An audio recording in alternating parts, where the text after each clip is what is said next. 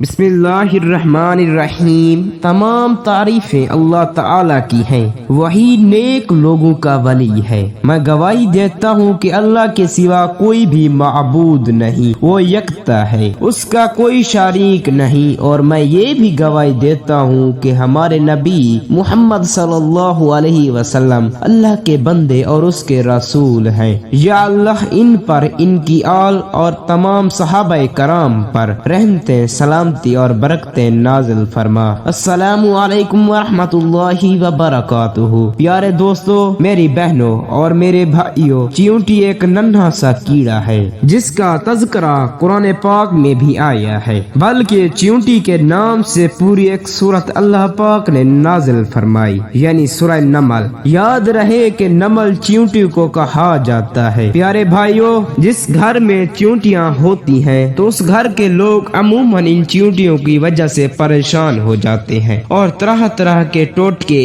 इनके लिए इस्तेमाल किए जाते हैं ताकि घर से चींटियों को भगाया जा सके। आज की वीडियो में मैं आपको इस घर के हवाले से एक अजीब हकीकत बताने जा रहा हूँ, जिस घर से चींटियां निकलना बंद नहीं होती। ये हकीकत जानने के बाद आपकी चींटियों के साथ जो दुश्मनी है वो खत्म हो जाएगी। ये हकीकत जानने के लिए आपसे गुजारिश है कि वीडियो को स्किप किए बगैर आखिर तक जरूर देखिएगा। प्यारे भाइयों, मैं आपको उस घर की हकीकत भी बताता हूँ जिस घर में चींटियां निकलना बंद ना हो। लेकिन पहले आपको चींटी और हजरत सुलेमान अलैहिस्सलाम का एक दिलचस्प वाक़या सुनाता हूँ। एक दिन हजरत सुलेमान अलैहिस्सलाम दरिया के किनारे बैठे हुए अल्लाह ताला की कुदरत के नजारे फरमा रहे थे तो देखा कि एक चींटी आई जिसके मुंह में एक दाना था, रिज्क था, और ये इस खुराक को, उस दाने को लेकर दरिया के किनारे जा रही थी। हजरत सुलेमान अलैहिस्सलाम ये सब देख रहे थे कि चींटी चलते चलते आहिस्ता आहिस्ता अपनी रफ्तार से चलते हुए दरिया के किनारे जा पहुंची। उस दौरान एक अजीब वाकया आप अलैहिस्सलाम ने देखा कि जब ये चींटी दरिया के पास पहुंची तो दरिया में से एक मेंढक बाहर आया और मुंह खोला। चींटी उसके मुंह में चली गई और मेंढक वापस दरिया में चला गया। ये सब मंजर अल्लाह ताला के नबी सुलेमान अलैहिस्सलाम देख रहे थे। कुछ देर बाद वो मेंढक फिर आया, उसने फिर मुंह खोला और चींटी उसके मुंह से बाहर आ गई। हजरत सुलेमान अलैहिस्सलाम ने गौर किया तो एक फर्क महसूस हुआ। इससे पहले चींटी जब मेंढक के मुंह में गई थी तो इसके मुंह में दाना था, एक रिज़्क था, जो अब इसके मुंह में नहीं है।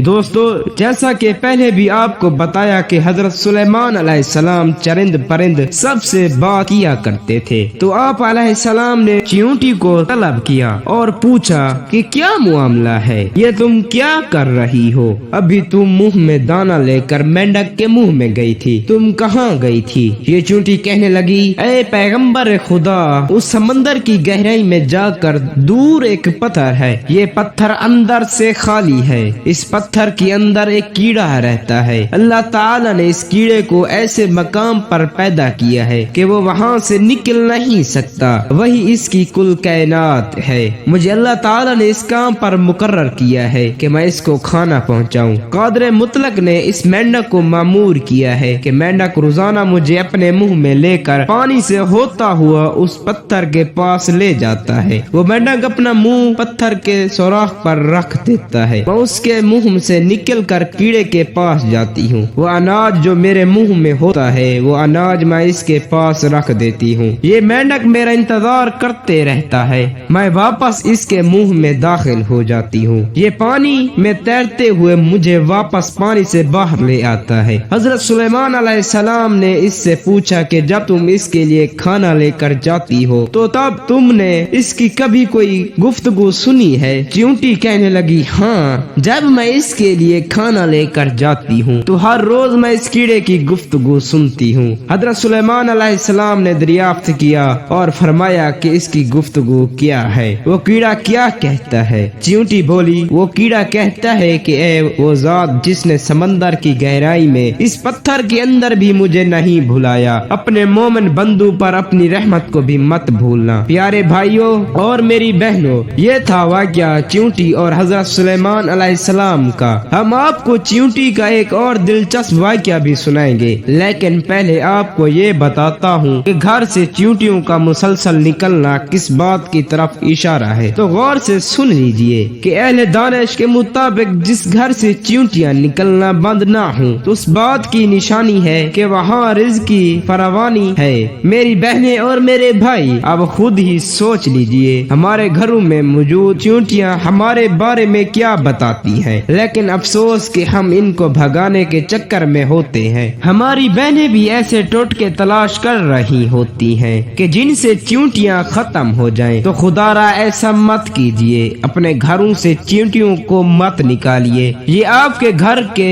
رزق کی فراوانی کی وجہ سے ہیں اور اپنے حصے کے رزق کے لیے آپ کے گھر میں موجود ہوتی ہیں۔ اس لیے چاہیے کہ چیونٹیوں کو خطرناک طرح کی ادویات کے ساتھ قتل نہ کیا جائے، بلکہ یہ تو آپ کے رزق کی فراوانی کی جانب اشارہ کرتی ہے۔ میرے بھائیوں، آپ نے گھر میں چیونٹی کی موجودگی کے حوالے سے یہ دلچسپ حقیقت جان لی۔ چلیے اب آپ کو حضرت سلیمان علیہ السلام کے دور کی ایک اور چیونٹیوں کا واقعہ بھی سناتے ہیں کہ جس کا تذکرہ اللہ رب العزت نے قرآن پاک میں فرمایا ہے۔ روایات میں آتا ہے کہ حضرت سلیمان علیہ السلام جبل لشکروں کو لے کر چلے ایک جنگل سے گزر ہوا جہاں چیونٹیوں کا لشکر تھا۔ لشکر سلیمان علیہ السلام کو دیکھ کر ایک چیونٹی نے دوسری چیونٹیوں سے کہا کہ جاؤ اپنے سوراخوں میں چلی جاؤ، کہیں ایسا نہ ہو کہ لشکر سلیمان چلتا ہوا تمہیں روند نہ ڈالے اور انہیں علم بھی نہ ہو۔ حضرت حسن فرماتے ہیں اس چیونٹی کا نام ہرمس تھا، یہ بنو شعبان کے قبیلے سے تھی اور لنگڑی بھی تھی، اسے خوف ہوا کہ کہیں روندی نہ جائے۔ یہ سن کر حضرت سلیمان علیہ السلام کو تبسم بلکہ ہنسی آ گئی اور اسی وقت اللہ تعالی سے دعا کی کہ اے اللہ تعالی مجھے اپنی نعمتوں کا شکر ادا کرنے کا الہام کر جو تو نے مجھ پر انعام کی ہے، مثلا پرندوں اور حیوانوں کی زبان سکھا دینا وغیرہ۔ جو نعمت ہے تو نے میرے والدین پر کی ہے، وہ مسلمان مومن ہوئے وغیرہ، اور مجھے نیک عمل کرنے کی توفیق دے جن سے تو خوش ہو، اور جب میری موت آ جائے تو مجھے اپنے نیک بندو اور بلند رفقا